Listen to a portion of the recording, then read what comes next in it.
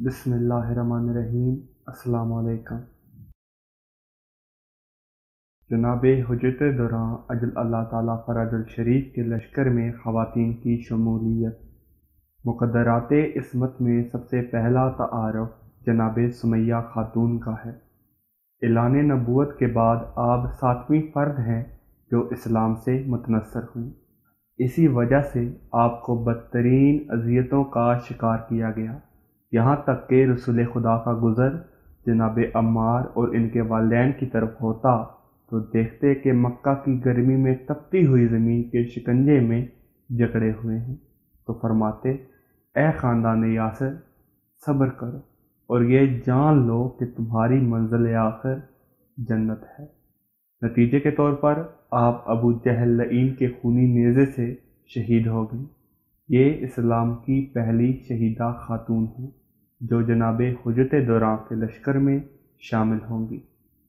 جناب ام خالد، جب عراق کے حاکم یوسف بن عمر نے زید بن علی کو کوفہ شہر میں شہید کر دیا تو جناب ام خالد جو ہیں ان کا ہاتھ شیعہ ہونے کے سبب اور قیام حضرت زید کی طرف مائل ہونے کے جرم میں کاٹ دیا۔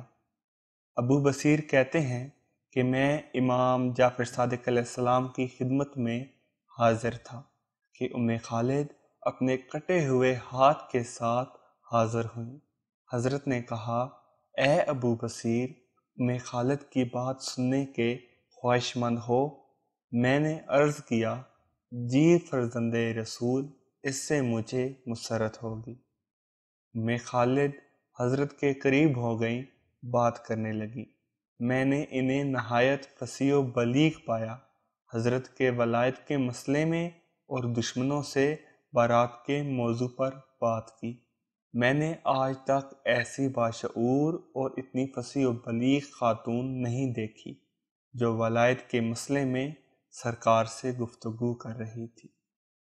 جناب حبابہ والبیہ، شیخ توسی نے انہیں امام حسن علیہ السلام کے اصحابہ میں شمار کیا اور ابن داؤد نے انہیں امام حسین علیہ السلام، سید سجاد علیہ السلام اور امام باقر علیہ السلام کے اصحاب میں بھی شمار کیا ہے، اور بعض دیگر افراد امام رضا علیہ السلام تک 8 معصومین علیہ السلام کے اصحاب میں شمار کیا ہے۔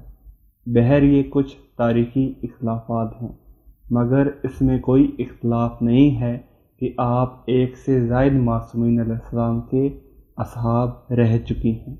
اس طرح کہا گیا ہے کہ امام رضا علیہ السلام نے انہیں اپنے شخصی لباس میں انہیں کفن دیا ہے۔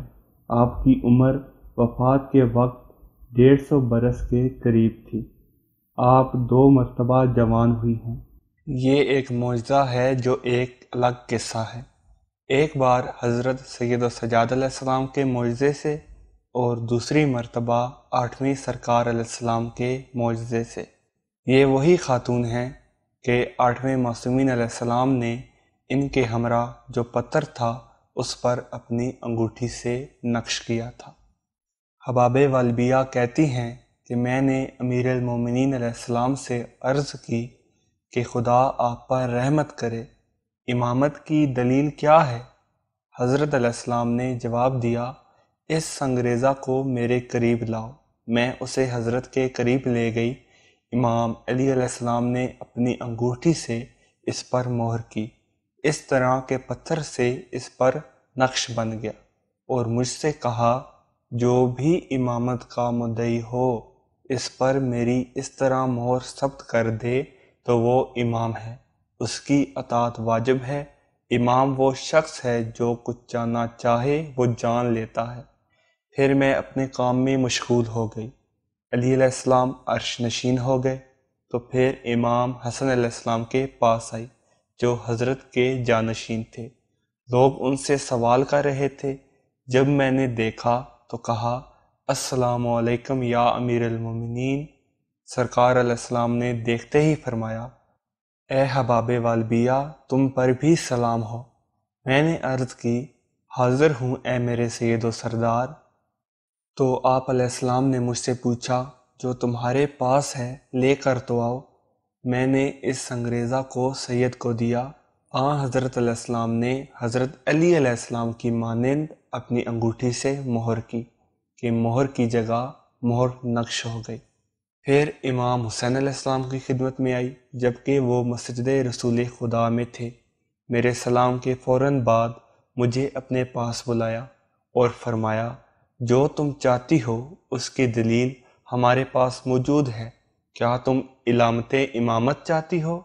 میں نے کہا، جی میرے آقا۔ آپ نے فرمایا، جو تمہارے پاس ہے لے آؤ۔ میں نے وہ سنگریزہ انہیں دیا تو انہوں نے انگوٹھی سے اس پر نقش کر دیا۔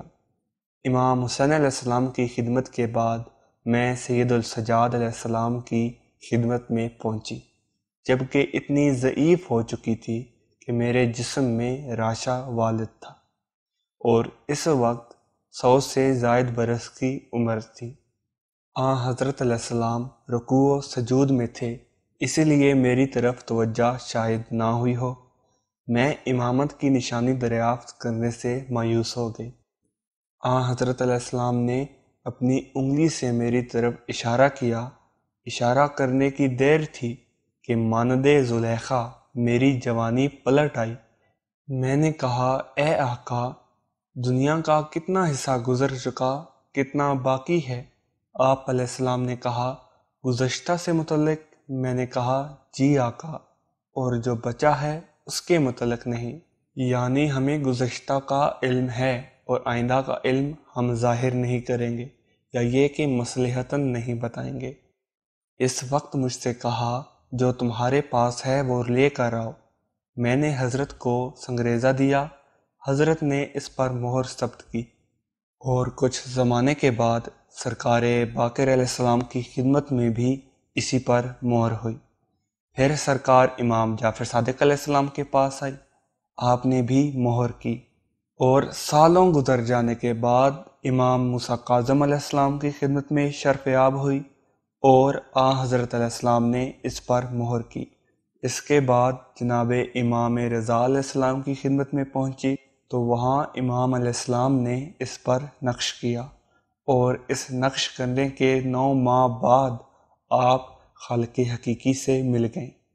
یہ وہ خوش قسمت خاتون ہیں جنہیں سید الساجدین نے 100 برس سے زیادہ عمر ہو چکی تھی تو دوبارہ جوانی کی دہلیز پر لا کھڑا کیا، اور کیسی خوش نصیب ہیں کہ روایات کے مطابق 8 ائمہ علیہ السلام کی خدمت میں حاضر ہوئیں اور ان کے پاس وہ سنگریزہ موجود رہا جہاں ہر وقت کے امام نے اپنے اپنے حصے کی مہر ثبت کی، اور یہی وہ خوش قسمت خاتون ہیں جو سرکار حجت دوراں کے لشکر میں شامل ہوں گی۔ دعا ہے پروردگار سے کہ وہ ہم سب کو اس قابل کر دے کہ ہمارے کردار سے ان علائشوں کو دور کر دے کہ ہم اپنے وقت کے امام سرکار صاحب الزمان علیہ السلام حجت دوراں منتقم اور منصور امام کی خدمت اقدس میں پیش ہونے کے قابل ہو جائیں۔